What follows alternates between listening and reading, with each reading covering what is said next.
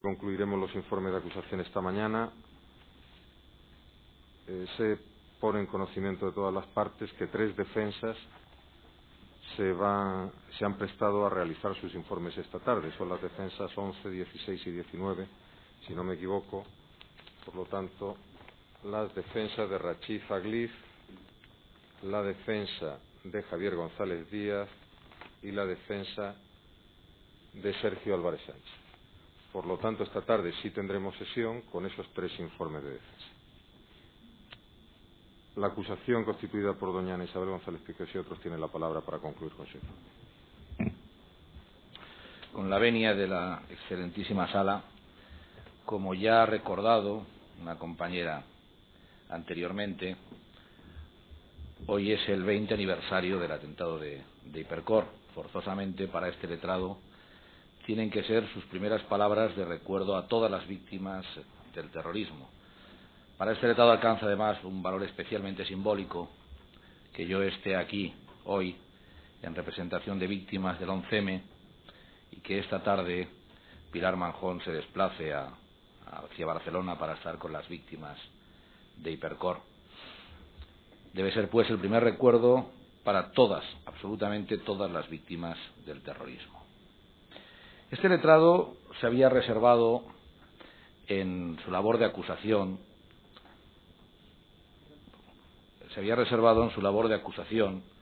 una parte limitada del informe exclusivamente relativa a las responsabilidades civiles.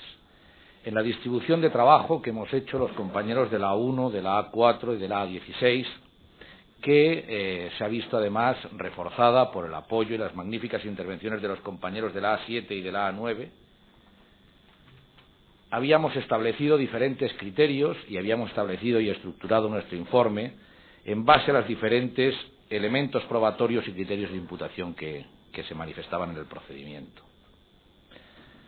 Nos encontramos, en primer lugar, con un excepcional informe realizado por los 3 representantes del Ministerio Público, al que más adelante me referiré. Pero además nos hemos encontrado como acusación con unas situaciones un tanto extrañas y un tanto peculiares. Entiende esta parte, y entiende este letrado, que estas situaciones extrañas que hemos vivido aquí, relativas a determinadas acusaciones, suponen una situación procesalmente peculiar. Es muy probable que en los informes de las defensas oigamos continuamente, como muy bien ha dicho el abogado de la acusación tal, como muy bien ha manifestado el abogado de la acusación cual. A mí particularmente, estos planteamientos por los cuales se dice acuso, por un lado, y por otro lado ataco la instrucción, me recuerda o sucedería como si un defensa central de un equipo de fútbol le hiciese una falta al delantero para evitar que meta un gol, luego coge la pelota, chuta contra su propio portero y lo mete él. Porque realmente resulta muy extraño decir que acuso y al mismo tiempo ataco alguno de los elementos bases de la instrucción. De todas maneras, señoría, permítame que continúe con el símil futbolístico. Todos estos criterios de las extrañas conspiraciones o estos criterios de la cuarta trama, a mí, dicho sea con todos los respetos, me recuerda el gol de Messi en el Camp Nou, que puede parecer bonito, se hizo con trampa y al final no va a servir absolutamente para nada. No obstante, y por si acaso, y dadas esas posibles referencias que se pudieran hacer, este letrado se ha reservado de forma muy breve, precisamente, hacer un análisis de aquellos elementos de la instrucción que han sido más puestos en telas de juicio, que han sido puestos en mayor medida en tela de juicio. Voy a hablar en consecuencia de los TEDx, de su función, de la UCO y su función y del informe de ETA. En primer lugar, respecto a los TEDx. Bien, el comisario de los TEDx, yo creo que fue sometido a interrogatorios mucho más duros que muchos de los imputados. ¿Cuál fue realmente la actuación de los TEDx? La actuación de los TEDx se regulaba por una norma que era la que establecía la norma de actuación del Servicio de Desactivación de Explosivos, que contenía las siguientes funciones.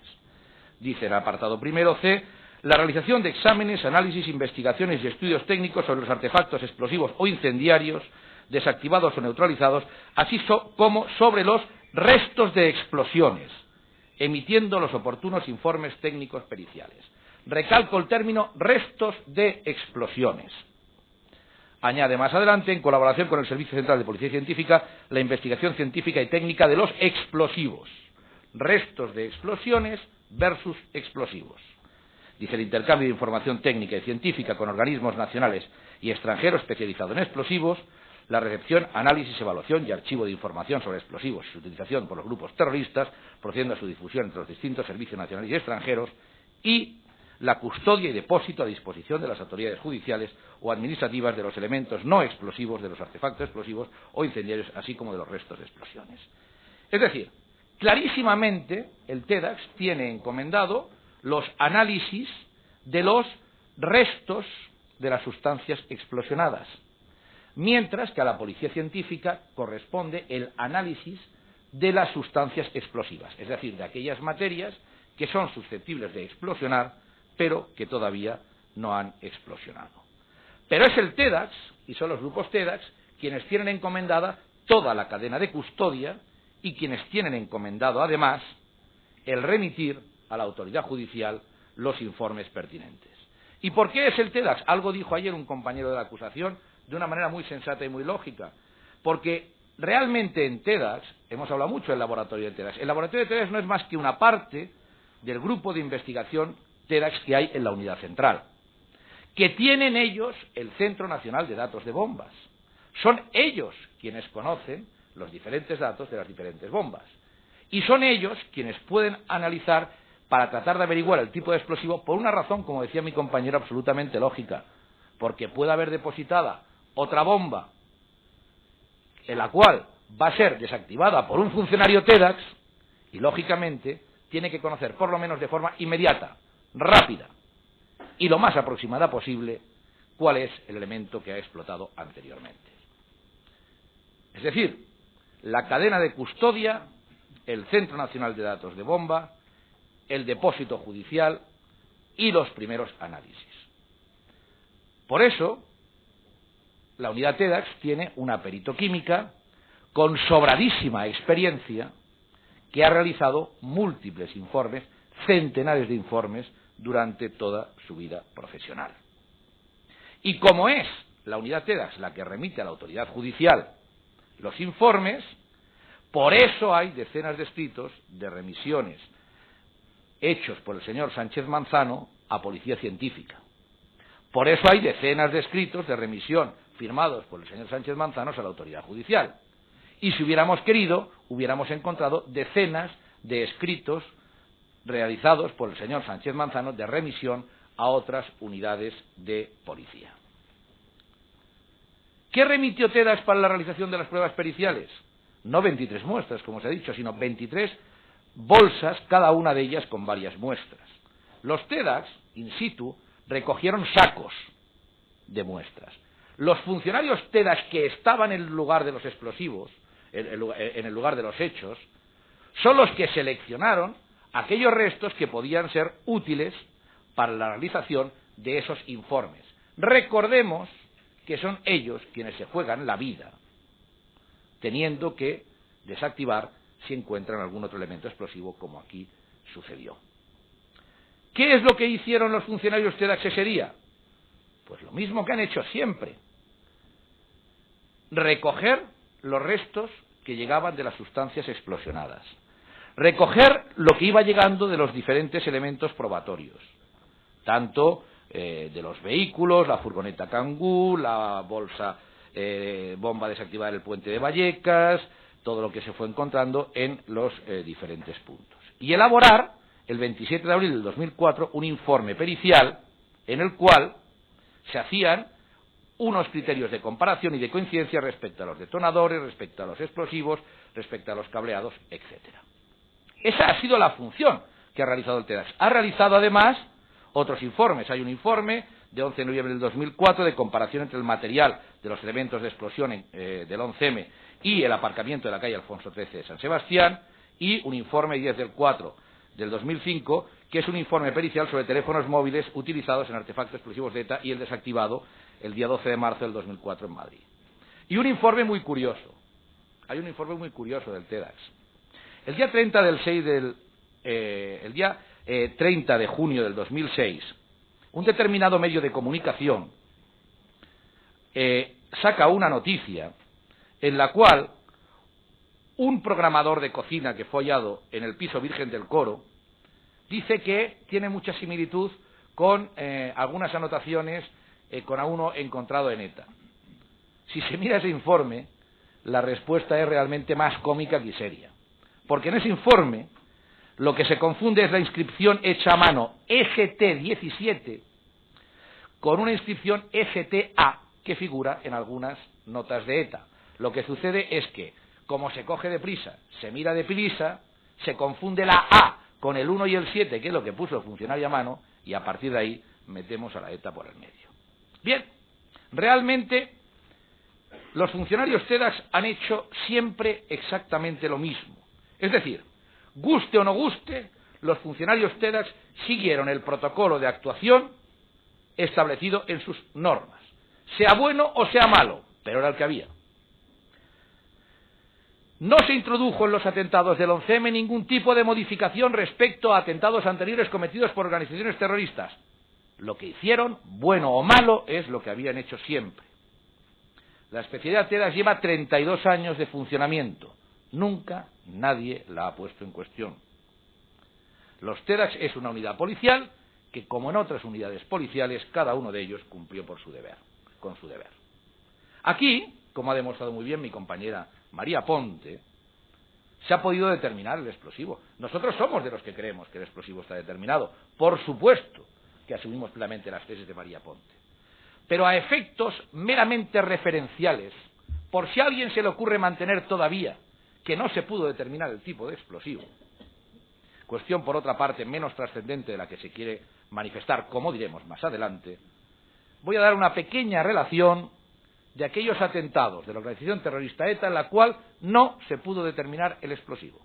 24 de mayo del 91, Hotel Marbella de Alicante. 20 de julio del 96, Hotel Cambrils Princeps en Cambrils, Tarragona. 17 de marzo del 2001, Urbanización Santa Margarita en Rosas, Gerona. 10 de junio del 2001, Torre Logroño en Logroño. 27 de agosto del 2001, contra el aeropuerto de Barajas de Madrid. 12 de octubre del 2001, coche bomba en el aparcamiento de la Plaza Colón de Madrid. 1 de mayo del 2002, coche bomba en la Avenida General Perón en el Paseo Castellana. 21 de junio del 2002, coche bomba en el Hotel Las Pirámides de Fuengirola, Málaga, etcétera, etcétera, etcétera.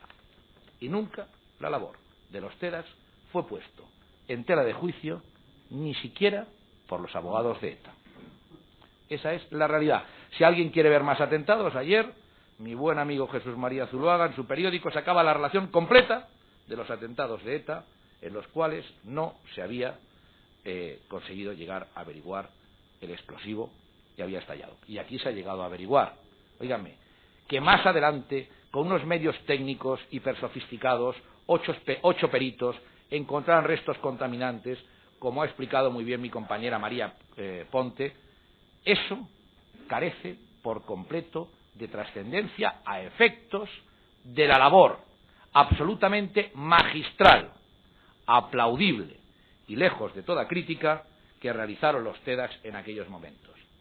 A partir de ahí, resulta que el señor Sánchez Manzano merece una deducción de testimonio, que se ha llevado los trenes a su casa, que se ha llevado las muestras en los bolsillos y que ha hecho no sé cuántas barbaridades. Esto respecto a la unidad TEDx. Vayamos con la UCO, la Unidad Central Operativa de la Guardia Civil.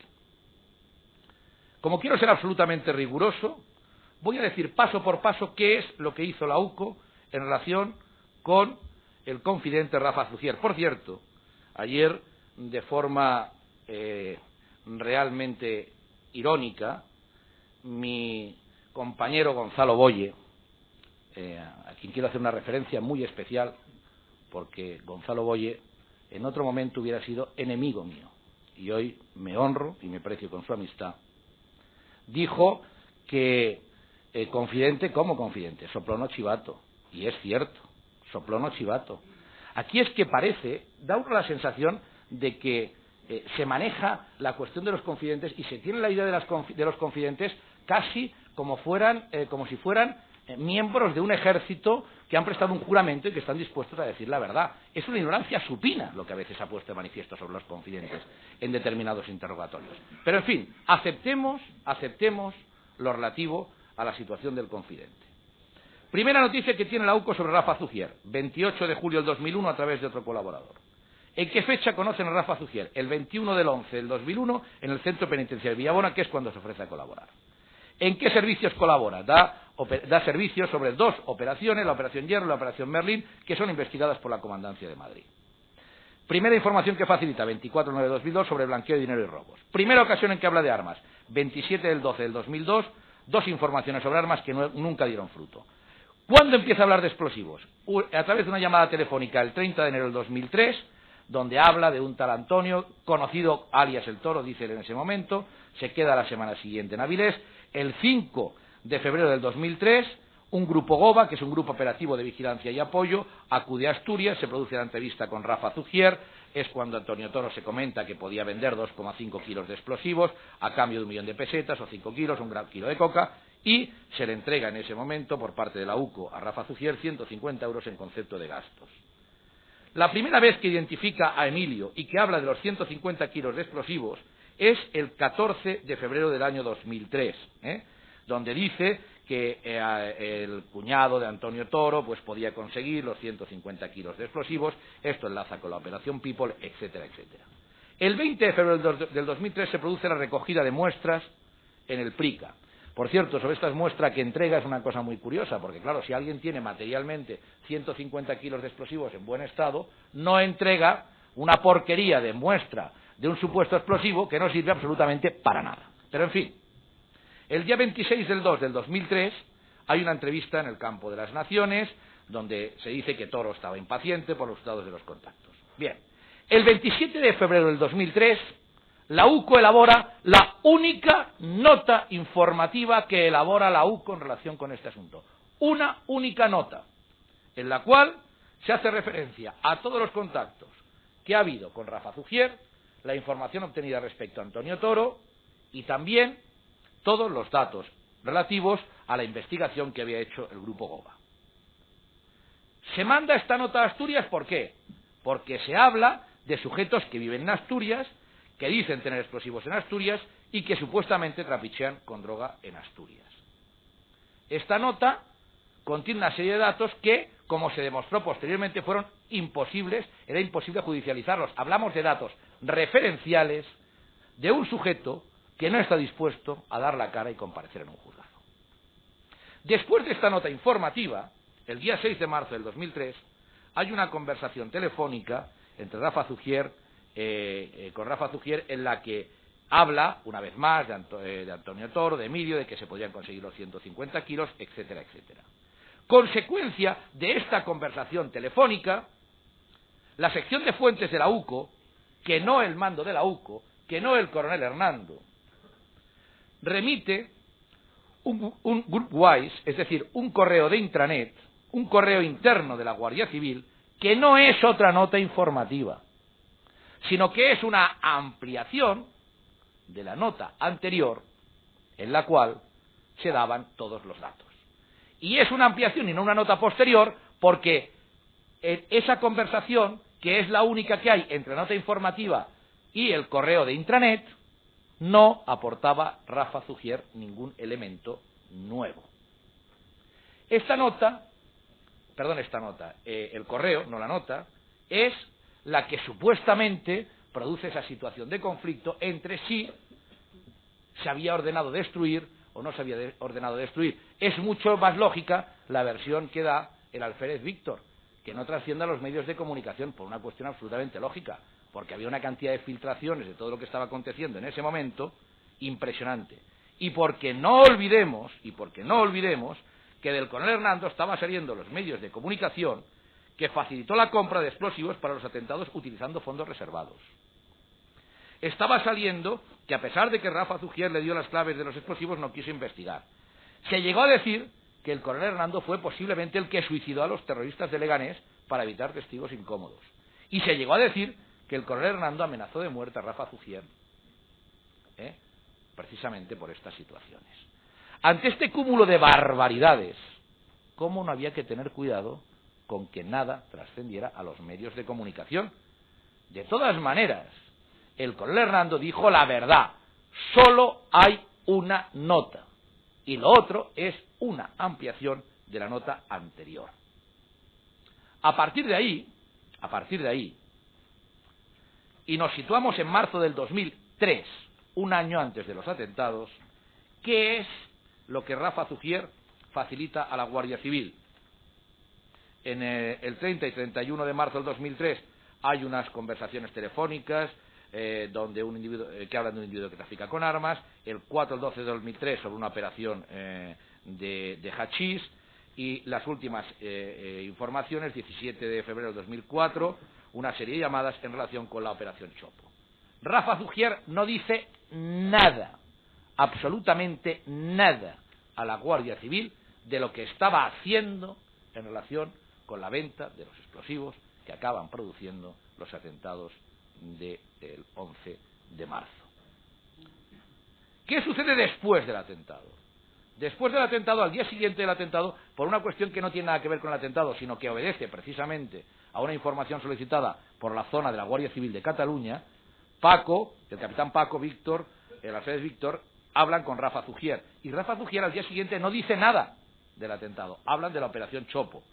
La primera vez que da una referencia es el 16 de marzo del 2004, cuando habla de Jamal el Chino. El 17 de marzo del 2004 es cuando facilita el domicilio del chino, y posteriormente amplía datos para la detención del chino, y posteriormente es detenido el chino, cuando es del chino, y posteriormente se produce la detención de Rafa Zugier. Bien, ¿tenía algún sentido que se ocultase la existencia de ese correo intranet? Absolutamente ninguno, por dos motivos. El primero y esencial, porque ese correo intranet está en el intranet de la Guardia Civil, con lo cual hubiera sido imposible acabar ocultándolo. Pero es que además, el 20 de octubre del 2004, en el escrito número 198.662, la UCO remite a la autoridad judicial la totalidad de la documentación elaborada en relación con este asunto. Sobre esta base se pide también la deducción de testimonio para el coronel jefe de la UCO. Desde mi punto de vista, un auténtico disparate. Y repito, solamente voy a hablar de las unidades que han sido más puestas en tela de juicio. Finalmente, tercera unidad, tercera cuestión, quienes elaboran el informe sobre ETA. Bien, casi me da un poco hasta vergüenza hablar de ETA en este asunto, pero sí que creo que conviene dejar las cosas un poco claras, o un poco más claras si cabe. Siempre se ha dicho que al principio, cuando se produjeron los atentados, todos pensamos en que había sido ETA. Pues bien, a los verdaderos expertos de la lucha antiterrorista, la duda de si había sido ETA la tuvieron que tener forzosamente desde el primer momento. No solo porque los primeros análisis inducían un explosivo no utilizado por ETA, sino por algo mucho más importante, y que algo introdujo ya el fiscal Zaragoza, por el modus operandi. Fijémonos bien. En España han operado organizaciones terroristas de todo tipo. ETA político-militar, Terra Lliure, el Grapo, etcétera, etcétera. La única que estaba operativa cuando se produjo el atentado fue ETA militar. ETA militar, en el entrenamiento que da a sus miembros liberados y no liberados, establece una norma taxativa, prohíbe terminantemente a sus miembros liberados y no liberados que actúe a la vez más de un comando. Nunca, jamás en la historia de ETA ha actuado más de un comando a la vez, sencillamente por una cuestión pura y simplemente de seguridad. Y aquí habrían hecho falta varios comandos para actuando al mismo tiempo. La vez que ha actuado más gente de ETA al mismo tiempo es en 1980, en el atentado de Ispaster, donde actuaron a la vez 6 miembros de ETA, 2 taldes de 3 grupos de etarras que cada uno de ellos formaba parte, eran 2 taldes de un mismo comando. Y aquí los verdaderos expertos en la lucha antiterrorista, en los primeros análisis que hacen, forzosamente tuvieron que entender que había algo raro para que ETA hubiese realizado un atentado en el que hubieran actuado varios comandos conjuntamente y 13 personas.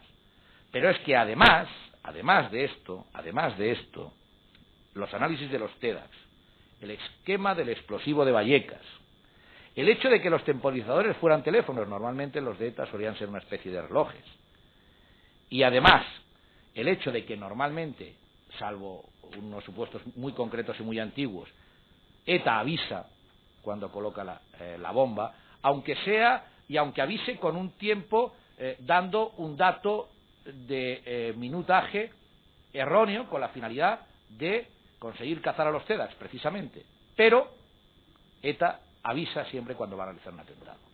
Desde el principio, los expertos en la lucha antiterrorista tuvieron que suponer o intuir que algo extraño había en ese atentado que se escapaba de el esquema clásico de funcionamiento de la organización terrorista ETA. A pesar de ello, ETA se ha investigado hasta la extenuación. Yo ya no sé si lo que se considera es que ETA debía ser investigada o no ser investigada. El caso es que se ha investigado. Y hay un informe de alguien cuya labor también ha sido puesta en tela de juicio, que es el del comisario señor Pérez Castaño. Bien, este informe es puesto en tela de juicio. Si este informe es puesto en tela de juicio, hay que explicar por qué. Y hay que explicar por qué está equivocado.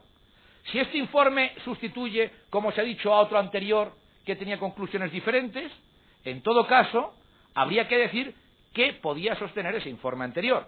Que ese informe anterior existía solamente dado como referencia al señor Díaz de Mera. Y sus 3 referentes han negado la existencia de ese informe. Pero vamos a hacer un ejercicio kafkiano, surrealista y de mero ejercicio intelectual. Supongamos que ese informe existiera. ¿Qué podía contener ese informe? ¿Que ETA colaboró en el atentado? ¿En base a qué? ¿Qué es lo que dice el informe que es falso? ¿Acaso es falso que la documentación incautada a ETA en los últimos años no hay la más mínima referencia a contactos con islamistas? ¿Acaso es falso que no hay ningún contacto entre miembros y militantes de ETA y militantes de grupos islamistas, salvo los naturales y comunes, en las prisiones? ¿Acaso nos vamos a creer que el aparato logístico de ETA envía delincuentes comunes a robar coches? ¿Acaso nos vamos a creer que va a comprar delincuentes comunes explosivo cuando en el año 1999 había realizado ETA un robo de explosivos en Plavin, en Francia? ¿Nos vamos a creer que un comando de liberados se relaciona con delincuentes comunes contraviniendo todas las órdenes y todas las instrucciones que tienen todos los miembros de la organización terrorista ETA de no poner jamás en riesgo su propia seguridad? ¿Hay algún dato objetivo que puede contradecir lo que se ha puesto de manifiesto en la vista? ¿Vamos a ser tan ingenuos de pensar que la Guardia Civil o que la policía no tenía escuchas, informes de las actuaciones y de las actividades de ETA en los tiempos inmediatamente anteriores como para haber detectado esos contactos? Nos olvidamos de que precisamente en aquella época existía un gran nivel de información sobre lo sucedido, sobre todo lo que estaba sucediendo en el mundo etarra. Haría falta ir más allá, llegar a averiguar cuál fue la reacción de los miembros de ETA en el sur de Francia en relación con el atentado del 11M. Sinceramente no quisiera seguir por esa línea, pero si hay algún dato que manifieste que ETA tiene algo que ver con este atentado, que a nadie le quepa la menor duda que este letrado va a ser el primero en que si hay un único dato, un dato objetivo que conecte a ETA con este atentado, sería el primero que hubiera pedido la investigación hasta las últimas consecuencias. Pero, desde mi punto de vista, y es una opinión puramente personal, flaco favor hacemos a la lucha antiterrorista si mezclamos etarras donde no lo están. Flaco favor le hacemos a la lucha antiterrorista si metemos a ETA donde no está. Flaco favor le hacemos a la lucha antiterrorista si damos pistas a abogados de ETA sobre cómo poner en tela de juicio informes policiales o informes de la Guardia Civil.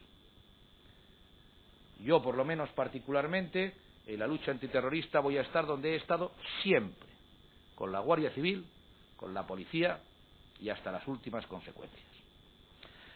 Y voy a entrar ya finalmente, y de forma muy breve, en lo que iba a ser el elemento nuclear de mi informe, y lo voy a hacer, repito, de forma muy breve: la responsabilidad civil y el acto terrorista. Bien, sobre la responsabilidad civil y el acto terrorista, voy a hacer una muy breve referencia histórica, y fue partiendo de la sentencia 181 del 2000 del Tribunal Constitucional, donde establecía la aplicación del baremo obligatorio para accidentes de tráfico y hacía una referencia al baremo y a los delitos dolosos. Desafortunadamente, en muchos delitos dolosos se ha venido aplicando el criterio del baremo. Recientemente el Tribunal Supremo ha dictado una sentencia, que es la sentencia 47/2007, en la que tuve el honor de ser el recurrente, donde ha lanzado unas frases lapidarias contra la aplicación de baremo en los delitos dolosos. Y no hablo en caso de terrorismo, que entraré a continuación. En esta sentencia, repito, la 47/2007 dice literalmente: la utilización de los baremos derivados de la Ley General de Contrato de Seguro nos parece inadecuada, no solo en el caso concreto que estamos examinando, sino en general referido a toda clase de delitos dolosos.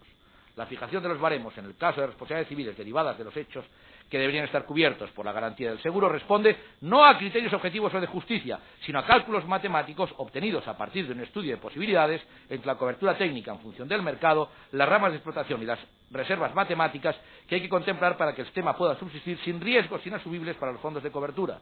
La fluctuación al alza o a la baja no responde a criterios equitativos, sino a factores como el alza o la baja de la siniestralidad e incluso a ponderaciones mercantiles de cuotas de mercados. Y añade: en los delitos dolosos se rompe cualquier criterio de justa racionalidad y proporcionalidad y legalidad si se trasvasan sin más al criterio técnico y objetivo del contrato de seguro.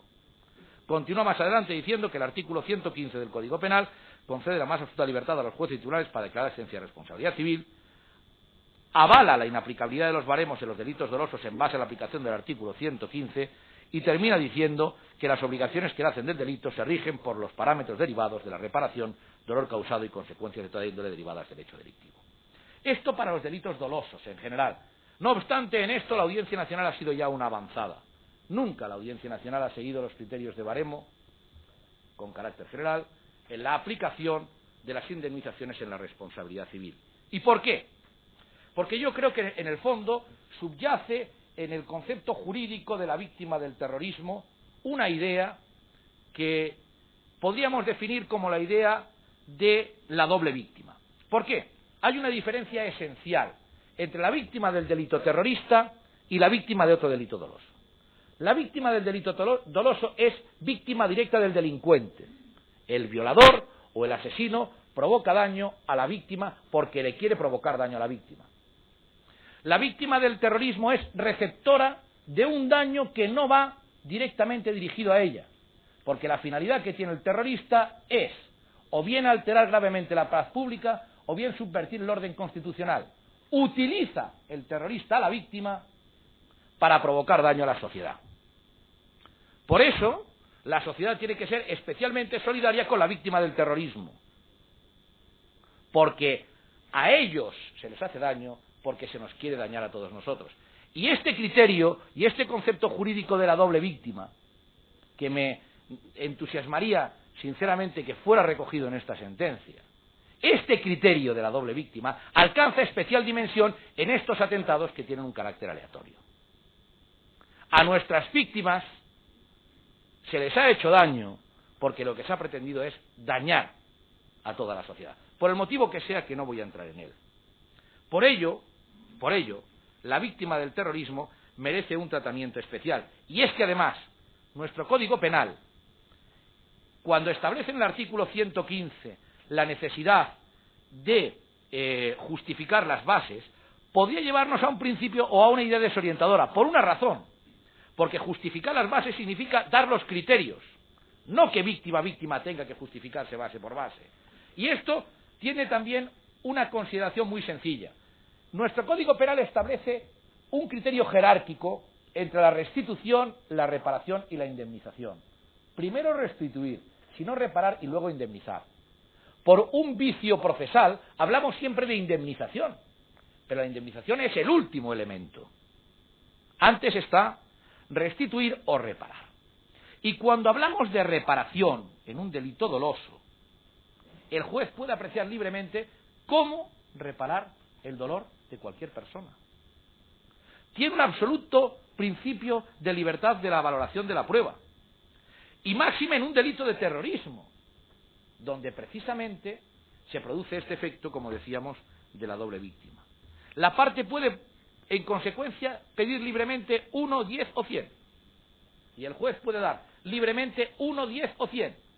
Porque el juez considera libremente que la reparación del daño vale tanto. Y nadie se lo podrá discutir. Solo sería discutible por agravio comparativo a la baja respecto a casos precedentes de terrorismo. Y así lo ha venido haciendo la Audiencia Nacional. Libremente la Audiencia Nacional estableció la cantidad de 3 millones de euros en el caso Madina. Libremente la Audiencia Nacional ha pasado de una cuantía a otra cuantía en los supuestos de fallecimiento porque así lo ha considerado y así lo ha estimado necesario. Libremente el juez de la Audiencia Nacional, en un delito de terrorismo, puede valorar el daño como lo tenga por conveniente. Ni siquiera está obligado a diferenciar y a decir, tanto lo doy por daño físico porque no está sometido a baremo, tanto lo doy por daño moral porque no está sometido a baremo, y tanto lo doy por el motivo que alegue la parte. No es posible distinguir el daño físico de perder una pierna del daño moral que supone exactamente la pérdida de esa pierna. En consecuencia, señorías, nosotros lo que hemos hecho ha sido establecer un criterio genérico, que lo hemos puesto en nuestro escrito, donde hemos considerado el daño físico, las consecuencias laborales, la capacidad, etcétera, etcétera. Y en base a la consideración de cada uno de ellos, hemos dado un resultante. Y su señoría puede analizar si el resultante le parece correcto o no. Y en consecuencia, si ese resultante es consecuencia de las lesiones, los daños morales y los daños físicos, y su señoría lo entrega, su señoría habrá valorado el elemento de ese resultante y nadie en el Tribunal Supremo, desde nuestro punto de vista, se lo podrá discutir si alguien plantea ese recurso. Y voy a terminar ya mi informe, que reconozco me he extendido un poco más de lo que pensaba. Me voy a dirigir en primer lugar a los acusados, a los procesados, Me gustaría que ellos, quienes simpatizan con ellos, quienes les aplauden y quienes les jalean, aprendiesen una gran lección.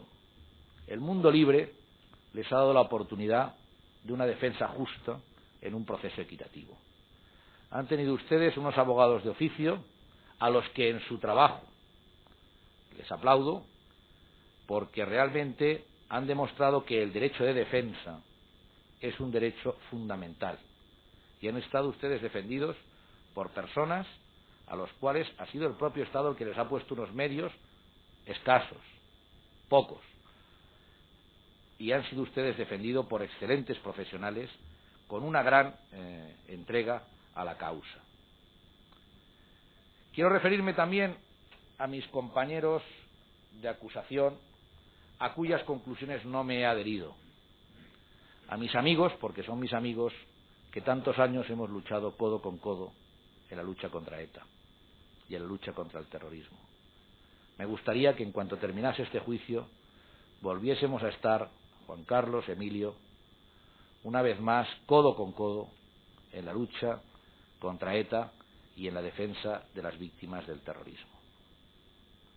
Me voy a referir también, cómo no, a mis compañeros de acusación, a Amanda, a Paula, a María, a Antonio García y a Antonio Segura. En su momento se me encomendó liderar un equipo de abogados para llevar esto hacia adelante. Ni he liderado nada, ni he tenido la más mínima intención de hacerlo, porque a medida que los iba conociendo, iba viendo su trabajo, puedo afirmar que cualquiera de ellos es mejor letrado y más trabajador que el que ahora está dirigiendo la palabra. Para mí, os lo digo sinceramente y lo quiero decir públicamente, ha sido un honor sencillamente ser uno más entre vosotros, el último, y el último también en tomar el turno de palabra. Otros compañeros de las acusaciones que me han sorprendido muy gratamente en sus intervenciones jurídicamente muy sólidas. El Ministerio Público, Olga Sánchez. Sencillamente gracias por tu trabajo, gracias por tu lucha, gracias por tu esfuerzo, gracias por tu sacrificio, y vale ya de tanto halago, aunque tú los mereces. y realmente lo único que pido es no tenerte nunca enfrente como fiscal cuando yo ejerza labores de defensa. A Javier Zaragoza, tenía razón, da igual. Hay elementos suficientes de incriminación, como han puesto de manifiesto todos mis compañeros, da igual el tipo de explosivo, porque están las llamadas, están las criterios de imputación, está absolutamente todo lo que aquí se ha dicho. Pero es que además María ha dejado claro que el explosivo era el que era. Y además han habido otras condenas, como acabamos de decir aquí, en las cuales no se ha dado tanta vuelta y no se ha mareado tanto este tipo de situaciones. Y además, como decíamos muy claro, el modus operandi era diferente. Al fiscal Balaguer, qué soberbia y lección magistral de todos los criterios de imputación. Al tribunal, al secretario y al personal de la sala. También las gracias, no solamente por cómo se ha llevado el juicio, porque yo creo que cuando todos nos metimos en este juicio, lo que teníamos miedo era estar aquí 1 año y pico y que realmente acabásemos en una situación caótica. Y yo lo digo con toda la sinceridad del mundo. Este juicio se ha llevado magistralmente, y se ha llevado magistralmente como se tiene que llevar un juicio, con una mezcla entre dureza y esa palabra que tienen los franceses que es intraducible al castellano, que es el savoir-faire, que por cierto tiene sentido, una referencia. Ahora que he metido una palabra en francés, claro, savoir-faire, es una referencia en francés. Aquí antes se discutía y se hablaba de que la traducción, si en su contexto o en su no contexto, savoir-faire, palabra en castellano cuya traducción en castellano evidentemente no significa exactamente lo mismo. O en catalán, poca solta. Catalán poca solta quiere decir poco suelto. Si un traductor en una conversación telefónica traduce diciendo poco suelto, ese traductor realmente anda mal. Poca solta es un concepto completamente diferente. Me ha venido al hilo. Y ratifico y reitero, repito, las gracias al tribunal, a la secretaría y a todo el personal de este juzgado. A las víctimas, gracias por vuestra confianza, por vuestro apoyo. Leí recientemente un artículo que me emocionó, es verdad. Somos un grupo compacto de abogados, de psicólogos, de víctimas, que hemos luchado, que hemos peleado y que hemos defendido nuestros derechos como mejor lo creíamos. A Pilar, especialmente por haber confiado en este letrado que vive lejos de Madrid. Gracias, además, por una virtud tuya que tanto nos ha unido y que realmente es muy desconocida. Gracias por tu sentido del humor. Y a todos cuantos habéis seguido este juicio, solamente una última referencia y una última reflexión. Que la visión de este juicio sea realmente una visión estrictamente jurídica, sin intereses políticos, sin intereses bastardos, sin intereses espurios, que no se hagan lecturas interesadas. En definitiva, que la oscura visión del pino no impida ver el bosque de la justicia. Muchas gracias, señorías. Gracias. La acusación constituida por doña Celestina Pires Méndez tiene la palabra para informe. Con la venida a la sala. Este letrado que representa a una víctima, en concreto a doña Celestina Pires Méndez, quería comenzar, como lo han hecho todos mis compañeros, con los oportunos reconocimientos, los oportunos agradecimientos, el primero hacia esa víctima y en segundo lugar hacia el resto de las víctimas, y simplemente para no cansar lo que son los agradecimientos, hago mías las palabras de mi ilustre compañero que me ha precedido la palabra en cuanto a estos agradecimientos, aunque volveré a él otra vez por su exposición. Quiero en primer lugar hacer una contestación en lo que se refiere a una mención cariñosa que se hizo por mi compañero Gonzalo Boyer, que sé que es cariñosa, pero que le llamó la atención el que se pusieran determinadas pegas en cuanto a no participar en la instrucción, no solicitar diligencias, que solo participaban 3, en concreto 3 acusaciones, y que de repente en el acto del juicio se encuentra con que son 21. Por lo que me toca, sé que lo ha dicho en tono cariñoso, pero yo me tengo que justificar. Me justifico porque soy letrado del turno de oficio y porque me designaron, en concreto en el mes de septiembre, y el primer conocimiento que tuve de la causa, de esta causa tan peculiar, tan llamativa y tan voluminosa fue con el traspaso de los correspondientes disquetes, de las correspondientes actuaciones para efectuar el escrito de calificación. Lo digo en la manera que supone una auténtica justificación, sobre todo de cara a la víctima que represento, por si entiende que no he participado en algunas de las actuaciones que ella se merecía estar y por si pudiera entender que no he solicitado las diligencias de prueba que ella se merece para llevar a cabo una auténtica acusación, que es lo que, desde que este letrado forma parte de este procedimiento, ha intentado hacer. Evidentemente, desde el anonimato que determina ser la acusación 17 y desde el anonimato que determina el estar detrás de unos excelentes compañeros y además profesionales, a los que simplemente nos tenemos que referir para estar de acuerdo con ellos, porque el trabajo que normalmente han realizado ha sido totalmente satisfactorio, con independencia de que, precisamente por ser una de esas acusaciones que hablaba al final, pues siempre, a lo mejor, cuando su señoría nos llamaba la atención, me llamaba la atención porque entendía que alguna pregunta era sugestiva o capciosa o incluso redundante, o era la séptima vez que se hacía, pues había veces que no se entendía.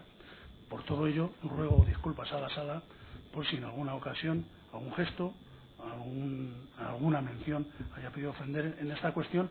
Sobre todo lo digo porque, si no recuerdo mal, soy el único letrado, con lo poco que he intervenido, al que en un momento determinado, era un día especial, porque era el día en el que se tuvo lugar este incidente tan bochornoso en relación con el testigo señor Díaz de Mera, al único letrado, decía, al que se le llamó la atención incluso con iniciar un expediente disciplinario, pero sé que tenía que ver con el calor de una situación totalmente atípica e irregular.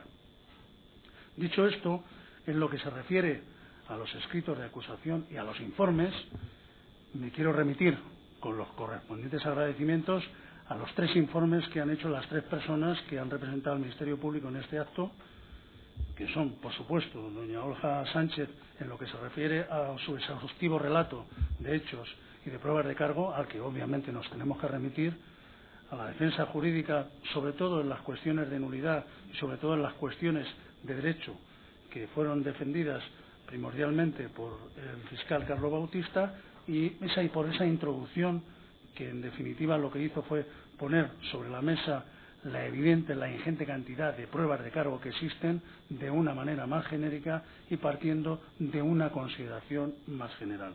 A todos ellos nos sumamos, a sus informes los hacemos nuestros, con independencia de los distintos retoques o calificaciones que hemos hecho en alguna de las imputaciones a cada uno de los distintos imputados, difiriendo sobre todo en que, con independencia de algunas peticiones, en que esta parte mantiene la acusación contra el denominado Dinamita y que esta parte también ha realizado una acusación diferente en relación con lo que entiende que formaban parte de la cédula de información y abastecimiento, aprovisionamiento, siguiendo las palabras y ese estudio que también elaboró Antonio Segura en representación de la acusación a una.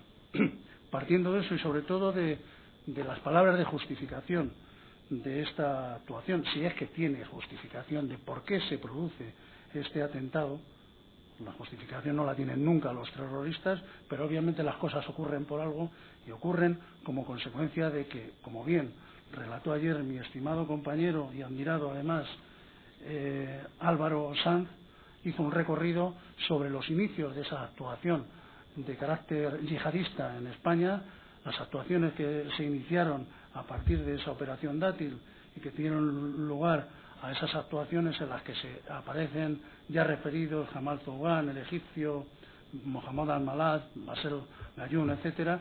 Me remito sin más, hago mías sus palabras porque entiendo que hizo un relato totalmente expresivo de lo que ocurrió y sobre todo para entender por qué se produce con posterioridad la actuación tan llamativa, tan sorprendente y sobre todo tan execrable que tiene lugar el 11 de marzo. Y tiene lugar como consecuencia de que se conforma una célula formada en su mayor parte por las personas que están detrás de la vitrina, en su mayor parte a partir de un adoctrinamiento de las 3 personas que se han mencionado con determinación por cada una de las acusaciones que me han precedido en el uso de la palabra y que han entendido, y este letrado también lo entiendo, como los auténticos autores intelectuales de esta matanza, que en ningún caso se merecía ningún pueblo, en ningún caso se merecía el pueblo español, y mucho menos los trabajadores que con anterioridad habían estado defendiendo la necesidad de retirarse de una guerra que se calificó por la clase trabajadora como a todas luces ilegal e injusta. Este letrado le sorprende además que precisamente los hoy imputados, en las pocas declaraciones que hicieron, sobre todo en contestación a sus abogados respectivos, porque como bien indicó ayer mi estimado compañero Gonzalo Boyé, a los que no les interesaba no contestaban, simplemente contestaban a sus abogados, pues les sorprendió de singular manera el hecho de que partieran de un dato objetivo que no es ni más ni menos que el cariño que siempre ha tenido el pueblo español por la causa árabe, por los árabes, sobre todo por la causa palestina. Y nos decían, todos se habían aprendido la cantinela de que venían a España aprovechando las 2 situaciones de regularización que se habían producido, y casi todos indicaban que como no tenían papeles eran palestinos, porque sabían que el pueblo español tenía un reconocimiento especial a esta situación. Evidentemente, si estos señores tuvieran algo de conciencia, si mostraran algún tipo de arrepentimiento, pues nos habrían sorprendido con alguna palabra, con alguna mención, que nos contara qué es lo que pasó, por qué se produce, cómo se ha hecho, quiénes son los que pusieron las bombas, y no tendríamos que recurrir a conformar a través de las pruebas de cargo, a través de los indicios, lo que para ellos significa una historia de la que por lo menos a este letrado le molesta que continuamente se rían. Ayer se reía el egipcio, Rabbi Osman, se reía sobre todo cuando daba en el clavo, no voy a hablar de clavo porque no es una palabra correcta, porque aquí nos hemos enterado de que significa otra cosa, sino que daba en la diana cuando indicaba que la dirección partía de Rabbi Osman, el egipcio, y no paraba de reírse. Una risa de esas flojas que determinan cuando alguien ha dado en la diana y que evidencia una situación de evidente imputación y de evidente culpabilidad, como ocurría también con Basel Gallón, como ocurre menos porque parece que no tienen ni sentimientos con Fuad Almoravid, en el que parece que nunca ocurre nada, ni tan siquiera cuando estuvieron aquí hablando las víctimas y contando lo que ellas habían vivido el día de ese fatal acontecimiento. Dicho esto, que evidentemente determinaría que el juicio hubiera sido más sencillo, aprovechando todos los medios que se han puesto a disposición en esta sociedad en la que tienen la suerte, como bien ha dicho mi estimado compañero Murillo, y ha continuado en el desarrollo mi compañero también José María Fuster, tienen la suerte de estar en un sistema de garantías, en un auténtico sistema de derecho, en el que se mantienen todos sus derechos, tienen derechos a declarar, incluso tienen derecho a que la condena esté sustentada en auténticas pruebas de cargo. Y precisamente partiendo de esos derechos, tienen que envidiar una situación que no tendrían incluso si formaran parte de alguno de los países de los que han tenido la amabilidad de visitarnos aquí para ver el juicio, para ver de qué iba. Aquí tienen un sistema de garantías y cuando se les condene, se les va a condenar con todas las de la ley, mal que les pese. Todas las de la ley son la ingente cantidad de pruebas que relató en su momento el Ministerio Fiscal, en concreto doña Olga Sánchez, a las que me remito, obviamente, la ingente cantidad de pruebas y su desarrollo que relató con igual tino la Defensa 4, en concreto mi amigo Antonio García, y la determinación en lo que se refiere a esa composición de cómo ocurren los acontecimientos, que fue relatada igualmente con acierto también, en concreto por mi compañero Fernando Luján, que representa la acusación número 13. Con estas cuestiones simplemente hago una mención en cuanto a que me reitero en la remisión a las calificaciones que se hacen en relación con los 3 autores intelectuales, Rabbi Osman, Hassan el-Haski y Yuhet Belhar, en el escrito de acusación del Ministerio Público, y quiero acabar con un dato que evidencia más que en esa calificación se da en la diana, por lo menos se da en la diana con el que se ríe tanto, que es Rabí Osman. Rabí Osman aparece en el último vídeo que esta parte ha podido conocer, que apareció hace pocos días, un vídeo de reivindicación sobre el que la yihad denomina al andaluz, en el que aparece como mártires de su causa todos aquellos que se suicidaron en los atentados o con posterioridad a los atentados del 11 de marzo y aparecen como supuestas víctimas y con un reconocimiento expreso de que forman parte incuestionable de la célula, Rabí Osman por un lado y Jamal Zouan. Si había alguna duda de lo que tienen que ver con todo esto, que no la hay, ahí aparecen, incluso los propios, los suyos, los reconocen como autores de manera directa. De Jamal Zouan, ¿qué más vamos a decir que abundar en los reconocimientos que se han hecho, que son la prueba de cargo, como decía mi compañero Gonzalo Boyer ayer, en un atraco, el reconocimiento. Este es el atraco, desgraciadamente peor que un atraco, porque hay casi 200 muertos y hay más de, o casi 1.900 heridos, pero en este atraco ha sido reconocido por encima de todos Jamal Zouan. Y por encima de todos ha sido reconocido en los trenes y por si no fuera suficiente en aquellos sitios en los que aparentemente no se le veía nunca y que tienen que ver con la confección de los explosivos, que no es ni más ni menos que en la casa de Morata, tal y como se concretó por el testigo número 212 que compareció en este acto, en concreto don Luis Alfonso Sánchez, reconociendo de manera expresa al señor Zouan en la finca de Morata. Del Mahir Buchar, los reconocimientos, como ya han dicho algunos de mis compañeros, hay un saco de reconocimiento, de pruebas de cargo, aparece en todos los lados, hay factores genéticos en los distintos acontecimientos que se han producido, tanto en los trenes, también reconocido, como en Leganés, y sobre todo además ha sido expresamente reconocido como por los policías que comparecieron el día 3 de abril como la persona o una de las personas que se escaparon expresamente tras tirar la basura cuando se vio reconocido por la policía. Hay dos modificaciones o tres modificaciones, señor, que queremos mencionar. Una primera que entiendo que es de evidente trascendencia, aunque en lo que se refiere a la calificación de los hechos y la conformación de las penas que se solicitan no tiene mayor trascendencia, porque en ambos casos se pide la autoría.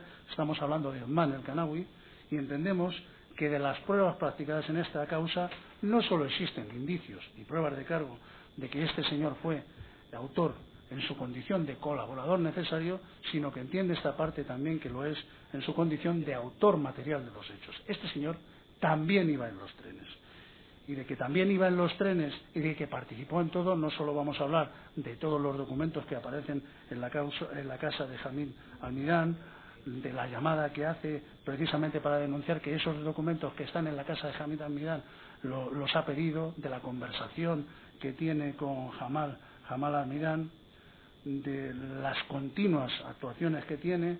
Siempre estaba con los hermanos Oulat Azka, con Abdenabi Kounja, con Rifat Anwar, es decir, con todos y cada uno o la mayor parte de los que se suicidaron en Leganés. ¿Y cuál es la coincidencia con los dos hermanos Azka, con Abdenabi Kounja, creo que es, y Rifat Anwar, junto con Jamal Almidán, que son todos de Tetuán?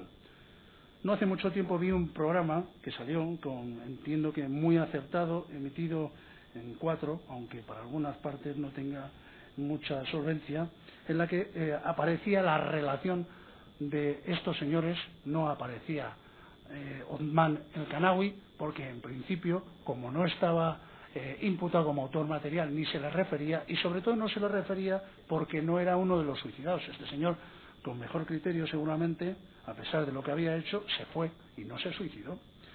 Este señor está directamente relacionado con toda esta célula. Los que nacen en Tetuán es de los que forman parte de los que iban a la mezquita de Tetuán, que también relató John Sistiaga en aquel programa, que creo que se llamaba La Fuente de Tetuán, La Fuente de la fuente de la célula o algo así, en el que quiero llamar la atención, en el que seguramente lo que eran las imágenes no eran las más adecuadas, precisamente porque tenía una carencia, y es que faltaba su compañero de siempre, que no era ni más ni menos que el cámara que perdió la vida por tratar de dar una información sobre una guerra que hemos calificado inicialmente como ilegal e injusta. Vaya este reconocimiento para él. Continúo en lo que entiendo que es la prueba primordial también de cargo, o las dos pruebas primordiales de cargo, además de la que se ha recogido por el Ministerio Público como determinante de la cooperación necesaria, esa comunicación, el que llevara el clavo, referida a la Sterling, como se llame, su participación en esa reunión trayendo los explosivos con Rachid Aglid, los hermanos Olaf Azka y Jamal Armidán, el chino, pero que acaba la última nota que conforma lo que esta parte entiende que es la autoría material, es la aparición de esas ropas, en concreto en Vicálvaro, justo a la salida de la estación del metro de Vicálvaro, una estación antes de donde se produce una de las explosiones, y en la que se ve a una persona que tira antes de las 8 menos 20 una serie de ropas, se va con otras para que no se le reconozca, y qué casualidad, entre los restos, entre las muestras de ADN de esas ropas, aparece la de Othman el Kanawi, que entendemos que es la determinación, la conexión evidente de que este señor no solo es cooperador necesario, sino autor material también. De Bassel Gayún, precisamente porque estamos en un Estado de Derecho, precisamente porque se valoran todas las pruebas y porque se tienen en cuenta todas las actuaciones que se producen en el acto del juicio, esta parte no puedo ignorar que efectivamente lo que inicialmente era una prueba de incuestionable cargo para este letrado, que no era ni más ni menos que el reconocimiento en los trenes, aquí en este acto la persona que le había reconocido dijo que no era él, sino que era el denominado Douane, y en su consecuencia esta parte ya no le considera, no puede considerarle, porque no tiene prueba de cargo, considerarle autor material, aun a pesar de que estoy convencido de que este señor es autor material.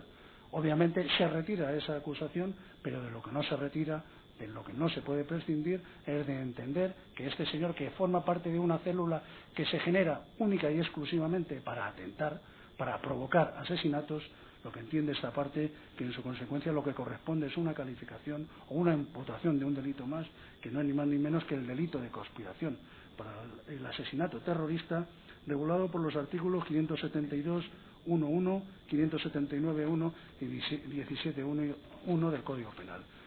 La misma calificación, la misma imputación que se hace a todos los que esta parte entiende que a lo largo de la causa han quedado suficientemente acreditados como que formaban parte de la célula. Es decir, el señor Fawad el Moraví Angar, al que, siguiendo el criterio de mi compañero Antonio Seguro, en el que se reconoce una actitud de liderazgo, se le reconoce como tal, Mohanat al-Malad Abbas, Rachid Aglid, Abdelilah del Fadual el Aguil y Saad Harrab, a los que se le hace una imputación por cuanto que entienden esta parte, que forman parte de la célula, que realizan distintas actuaciones, además de pertenecer a ese grupo terrorista, para acometer los atentados que acabaron con esos 192 asesinatos directos y esos 1.841 asesinatos en grado de tentativa. Una cuestión más en cuanto a determinar el por qué se hace precisamente esta imputación del delito de conspiración, es que entendemos que en estos señores, por citarlos de una manera correcta, se dan exactamente las mismas circunstancias que en la imputación referida al señor Benselán, en la que efectivamente el Ministerio Público sí entiende que existe una labor de conspiración para el asesinato y hace la misma imputación que este letrado, que no es ni más ni menos que pedir 15 años más para cada uno de los que entendemos que son los causantes de esta conspiración que acabó en el fatal desenlace por todos conocidos. A todos estos se les realiza esta acusación y nos remitimos en lo que se refiere a las actuaciones de Fouad al-Moraví, de Bassel, su relación con la célula, a las manifestaciones o al informe que hizo mi compañero de la acusación número 7, Álvaro Sanz, porque entendemos que fue suficientemente explícita y no voy a reiterar, y únicamente para hacer la imputación referida a Mohanad Almalad Abbas me remito a las declaraciones que se hicieron por su esposa, que algo sí le conocía, en la que reconocía expresamente que le manifestó que no se iba a quedar tranquilo hasta que no se cayeran las Torres Gío, las manifestaciones de la misma, que en las que reconocía expresamente que este señor llevaba en su coche cintas coránicas, al igual que las que aparecieron en la Renault Kangoo, y en la que reconoció expresamente igual que este señor aleccionaba, al igual que Basel Gayún y al igual que Fuad Almoraví, con vídeos yihadistas a los que se incorporaban al local de la calle Virgen del Coro.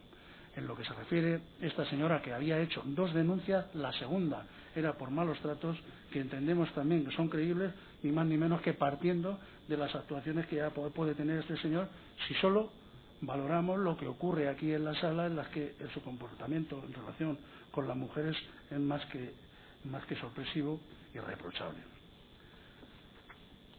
Hemos hecho igualmente una modificación en lo que se refiere a las imputaciones de la denominada trama asturiana, del resto de los que entendemos que conforman la célula en su imputación de integración en banda armada. Nos remitimos porque tienen que ver con las mismas calificaciones efectuadas por el Ministerio Público, pero sí que hemos hecho, al igual que otras acusaciones, al igual que la A1, que la A4, que la A7 y que la A9, hemos hecho la A13, hemos hecho una imputación más grave, porque entendemos en primer lugar que también son responsables por cooperación necesaria del asesinato producido en Leganés y de los 18 o 17 asesinatos en grado de tentativa producidos en Leganés, como consecuencia de que son ellos, que conforman la jefatura de ese grupo de Asturias, los que ponen a disposición de los terroristas la materia prima necesaria para ocasionar la barbaridad que finalmente llevaron a cabo.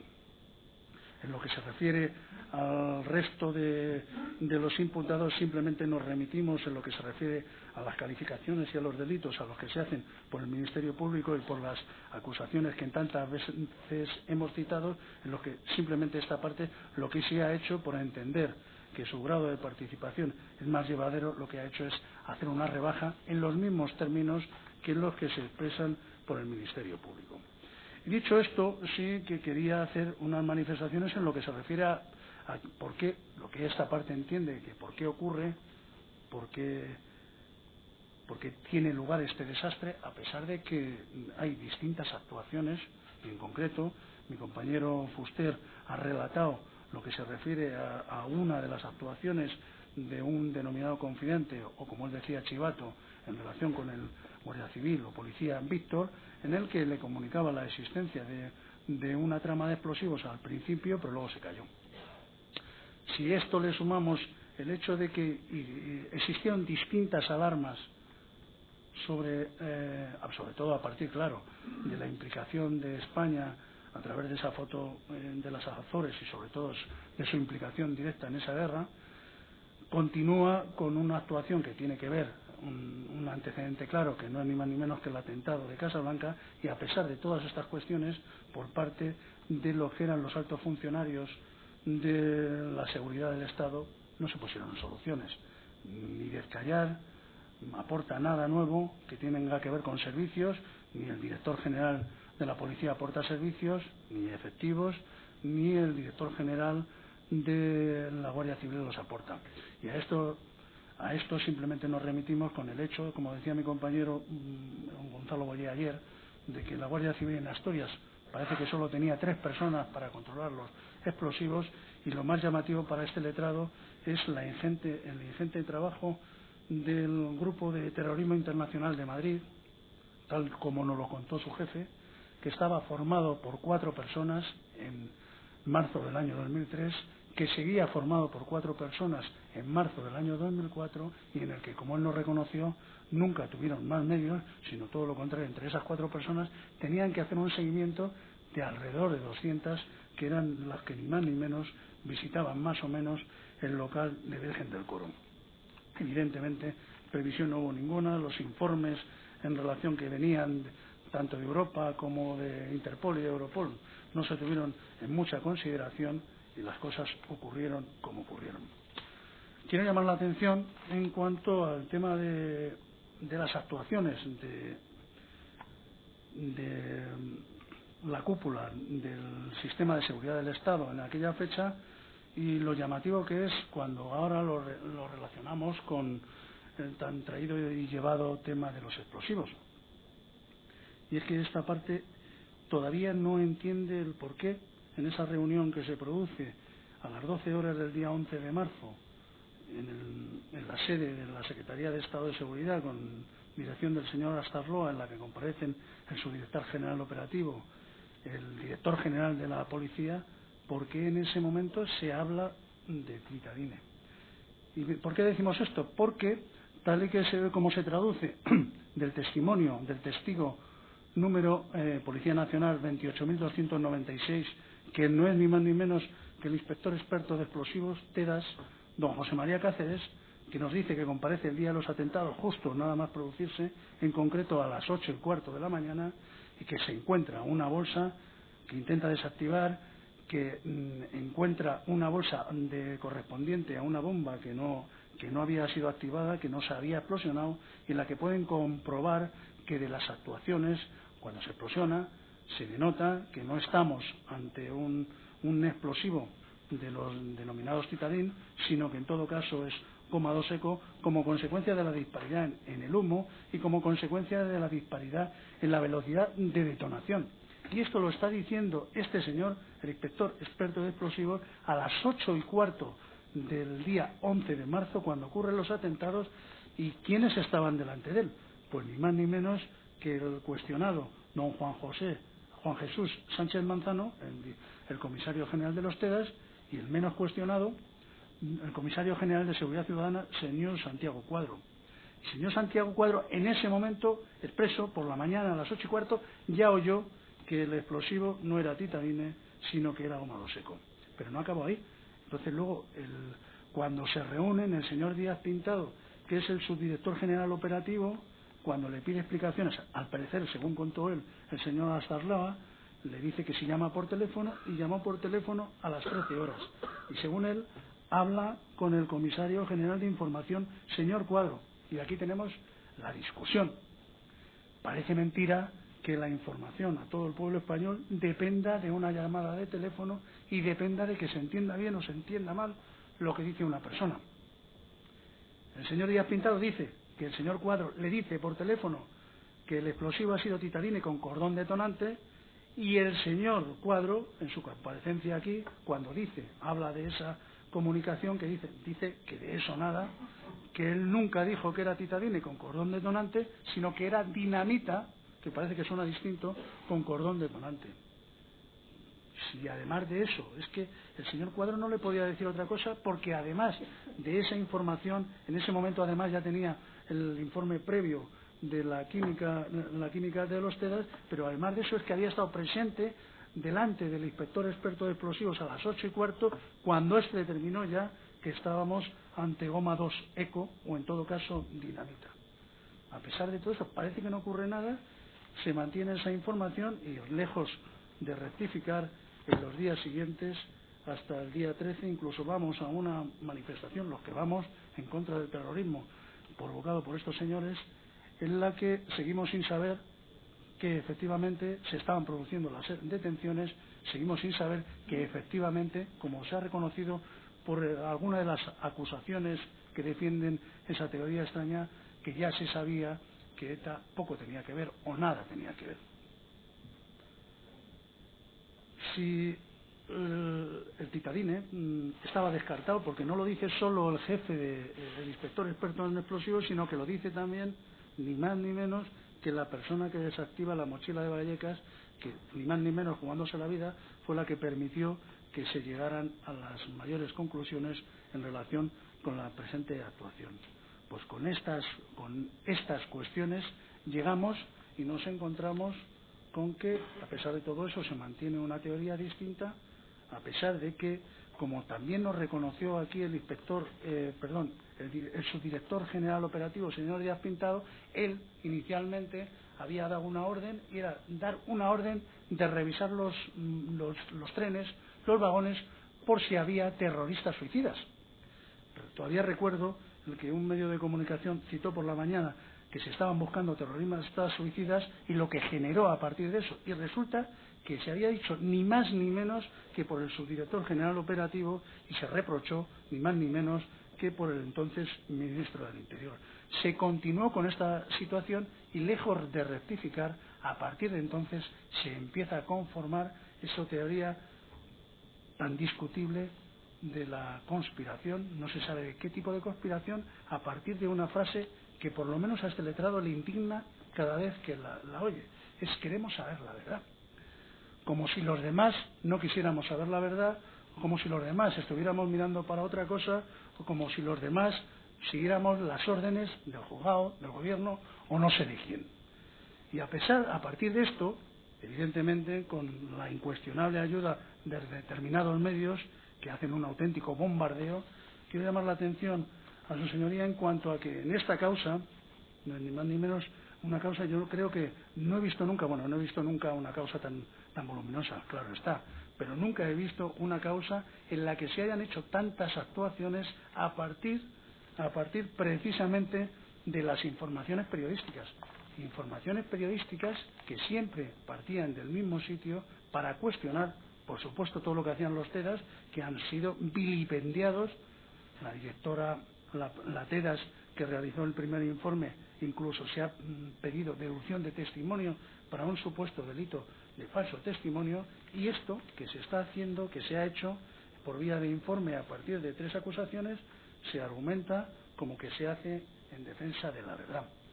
Y en defensa de la verdad, cuando se encuentra este letrado con que se pretende solicitar, se solicitan actuaciones para actuar contra la señora, la química del grupo TEDAS y contra el comisario general de TEDAS, le sorprende si lo que se quiere es saber la verdad. ¿Por qué no se llama también al señor Díaz de Mera, que por lo menos de algo de no decir la verdad parece que sabe, tal y como se desprende lo que ha ocurrido aquí? ¿O porque no se hace una imputación también a los señores Díaz Pintado y Cuadro, aunque solo sea para que aquí nos digan qué es lo que ocurrió, qué es lo cierto y qué es lo incierto de aquella conversación tan nefasta que realizaron el día 11 por teléfono? Cuando uno oye a una de las asociaciones, en concreto a la Asociación de Víctimas del Terrorismo, en su informe, que encima, no digo que nos regañe a nosotros, regaña al juzgado, porque dice que se ha investigado demasiado a ETA, cuando aparentemente las actuaciones no aparecían desde el día 13 de marzo. Esto, pues como decía ayer un artículo periodístico en el que me remito, en el que decía, ¿y qué pasa con el ácido bórico? ¿Quién ha hablado de Óscar García Pérez como un miembro de ETA? ¿Quién ha traído a la causa a los temporizadores con nombre en euskera ST, que no sé pronunciar? ¿Quién lleva cuestionando desde hace 3 años, más de 3 años, el explosivo? ¿Quién nos trae una serie de químicos aquí para cuestionar todo lo que ha sido un trabajo que nunca se ha cuestionado en ningún otro atentado, con el único fin de tratar de hacer una imputación en relación con ETA? Cuando esto lo ve y lo compara uno con la imputación que se hace o con el informe que se hace por la acusación 6, que también ha venido defendiendo de manera expresa esa teoría de la conspiración, ya acaba llevándose las manos a la cabeza y evidentemente acaba incorporándose a esa esquizofrenia procesal que se citó, entiende este letrado, con acierto por el Ministerio Público el día de su exposición. Porque claro, nos encontramos con que una acusación, ni más ni menos, que retira la acusación con el primero que ha sido el destacado, el primero que ha sido reconocido en ese atraco del banco del que hablamos al principio. Retira la acusación contra el señor Zouán, que ni más ni menos le han reconocido 3 personas en los trenes y que ni más ni menos le ha reconocido una persona más en la casa de Morata. Y por si no fuera suficiente, se retira la acusación también con el que todas las partes reconocen como el auténtico líder, que no es ni más ni menos que Rabey Osman. Y todo esto a pesar de que, como decíamos antes, hace unos días, menos de una semana, había aparecido en televisión un vídeo de reivindicación nuevo, en el que cuando hablan de Al-Ándalus aparecen como sus mártires aquellos que fallecieron en la casa de Leganés y, como no, Jamal Zugán y Rabey Olman, que no es ni más ni menos que el reconocimiento de que una actuación singular tuvieron aquí. Quiero mencionar igualmente que esta parte se suma y hace suyos todos los argumentos de nulidad que con tanta determinación y acierto se expusieron por el representante del Ministerio Público, en concreto por don Carlos Bautista, al que reconoce su trabajo, y obviamente sí quiere llamar la atención en que cuanto menos destacan determinadas actuaciones, determinados de medios de prueba, en concreto me refiero al tema de las transcripciones telefónicas solicitadas el último día y en las condiciones que ya fueron cuestionadas por él y a las que me remito. Con esta situación sí quiero referirme que si antes decía que este es el procedimiento en el que más artículos de periódico se han cubierto, más artículos de periódico se han incorporado a la causa, más informes se han pedido como consecuencia de artículos de periódico, sí quiero acabar llamando la atención de lo que dijo un testigo que compareció aquí como protegido, en concreto el testigo S2004T74, quienes vino a decir que personas de reconocida solvencia, como los señores García Vadillo y Antonio Rubio del Mundo, le iban persiguiendo con el único fin de que relacionara a Jamal Almirán con ETA. Esa cuestión la dejo caer sin más. Y la relaciono sobre todo con esa mención que se hacía por la acusación 2, la Asociación de Ayuda a las Víctimas del 11M, que entendemos que ha hecho la acusación más congruente con lo que han sido sus manifestaciones en la presente causa, pero que dice que no puede hacer la imputación en relación con los trenes porque no reconoce tres cuestiones.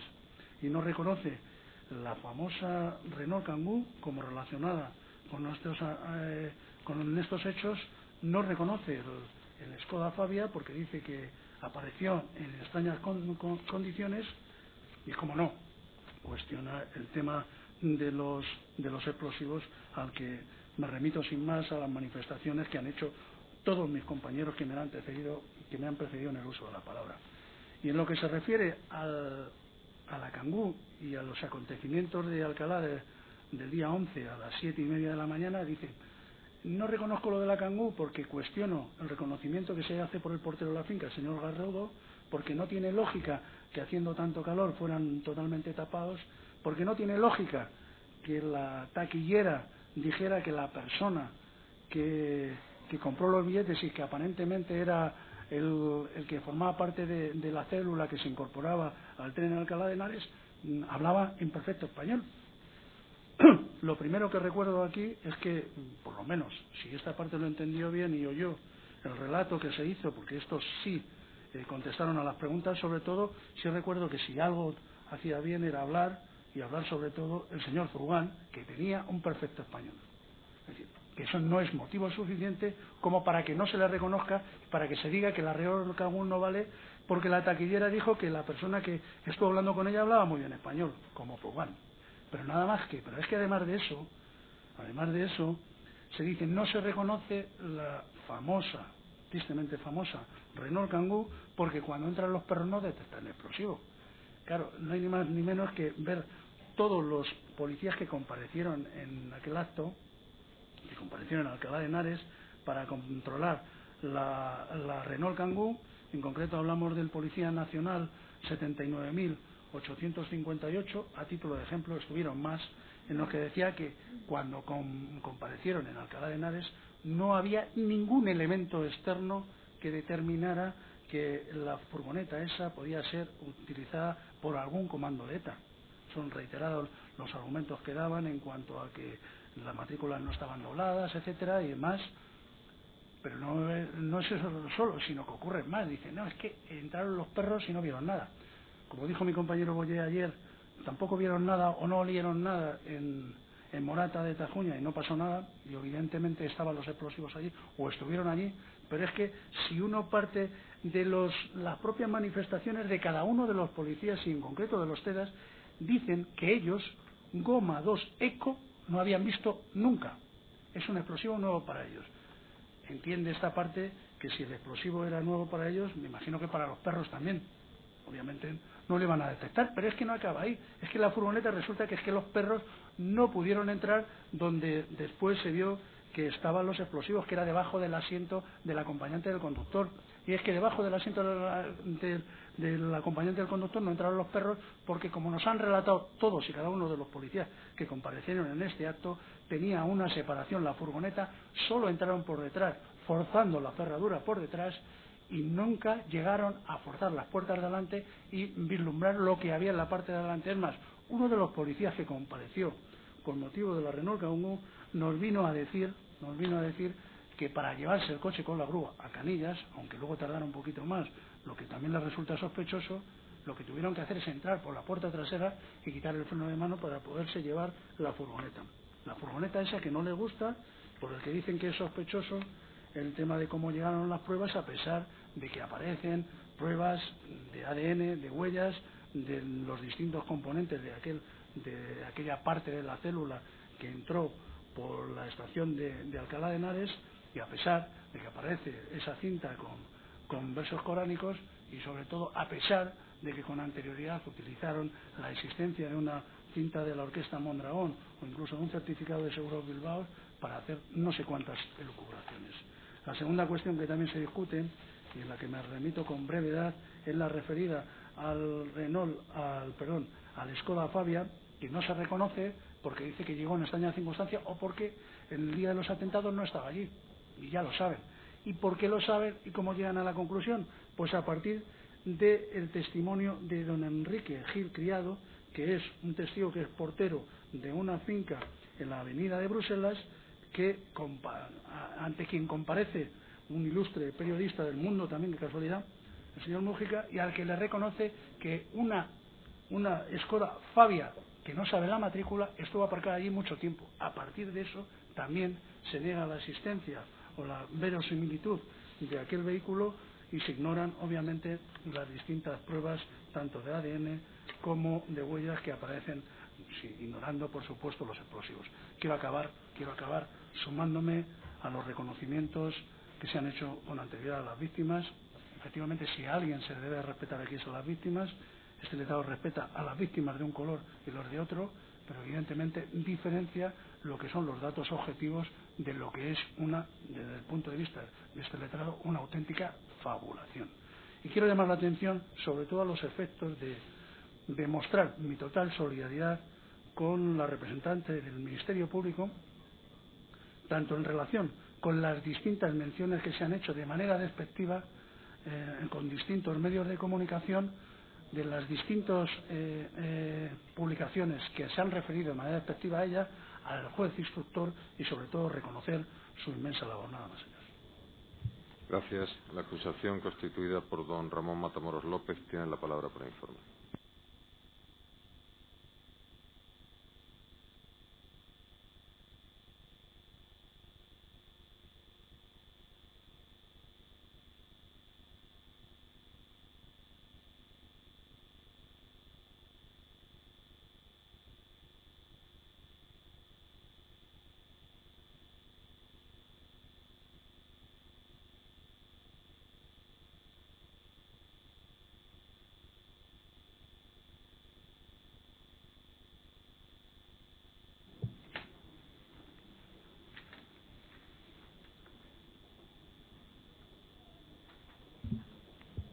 Cuando quiera, señor.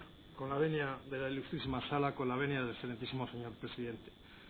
Somos la última de las acusaciones en tomar la palabra para informar y solicitar la condena de los procesados acusados por los delitos que constan en nuestro escrito de calificación definitiva elevado al tribunal.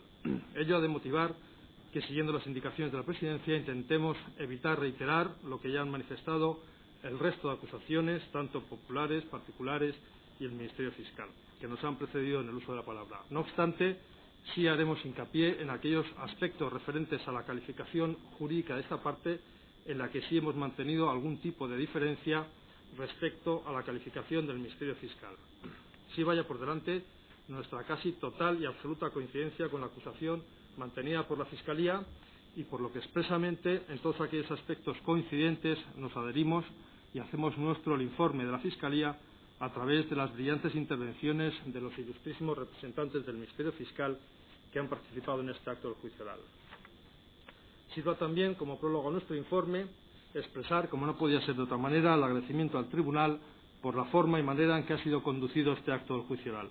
Estamos convencidos que de otra manera no habría sido posible concluir las sesiones de este juicio con la prontitud con que finalmente lo han sido y sin merma alguna de las garantías que nos corresponden a todas las partes. Agradecimiento